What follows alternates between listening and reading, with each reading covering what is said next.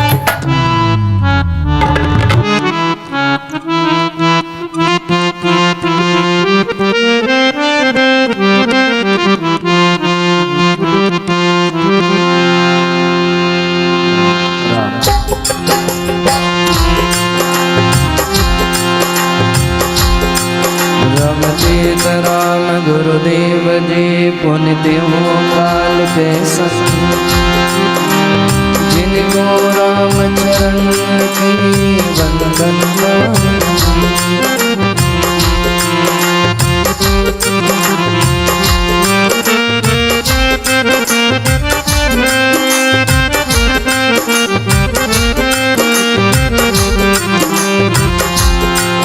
मिले तो माने हरिजन मिल जो रे, दुर्जन दूर रही जो रे। मिले तो माने हरिजन मिल जो रे, दुर्जन दूर रही जो रे। दूर रही जो रे, दुर्जन दूर रही जो रे। मिले तो माने हरिजन मिल जो रे, दुर्जन दूर रही जो रे।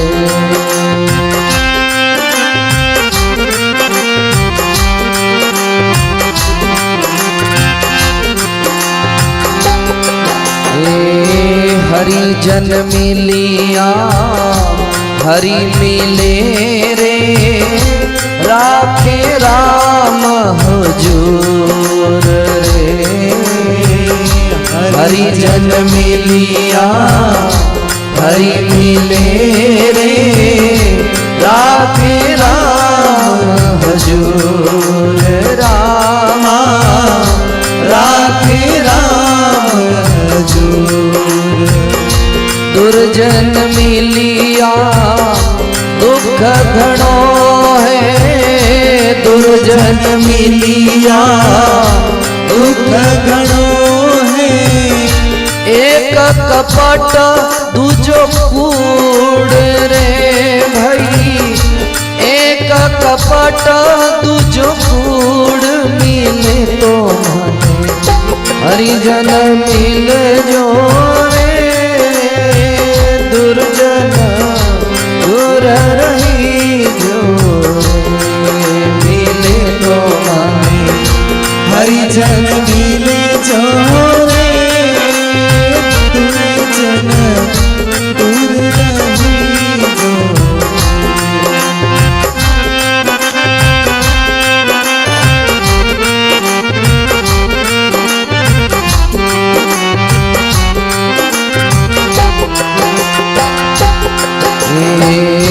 साधु आवत देख के रे, हंसी हमारी दे रे।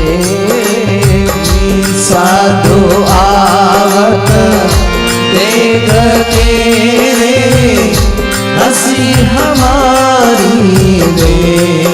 ओ रामा हंसी हमारी माथे का अग उतरिया रे, माथे का अग उतरिया रे। लेना अधिक स्नेह मिले तो माने हरिजन मिल जो रे, दुर्जन दूर रही जो रे।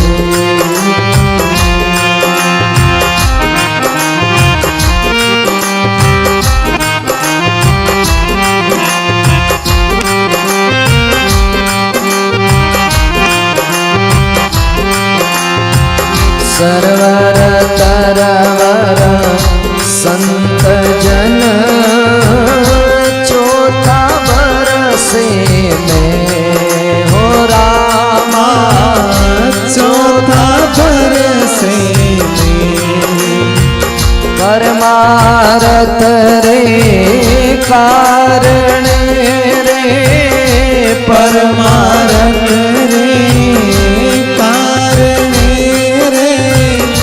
चारों धारी दे मिले तो माने हरिजन मिल जो रे,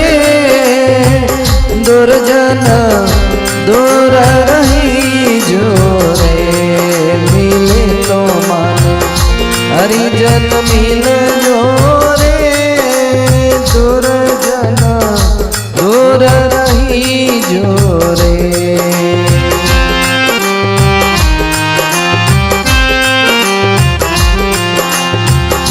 साधु हमारी आत्मा रे मैं संपन्न री दे रामा मैं संपन्न री दे रोम रोम में रम रया रे रोम रोम में रम रया रे जो बादल में मैं मिलो तो माने हरिजन मिल जो रे दुर्जन दूर रही जो रे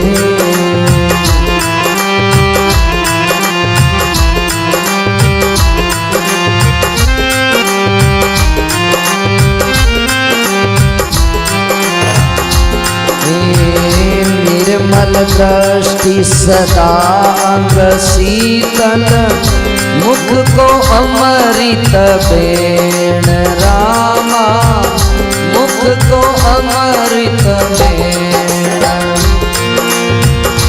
कहे कबीर माने नित मिलो रे कहे कबीर माने नित मिलो रे राम सने ही सेण भाई राम सने ही सेण मिल तो माने हरिजन मिल जो रे दुर्जन दूर रही जो रे मिल तो माने प्रभु जन मिल जो रे दुर्जन दूर रही जो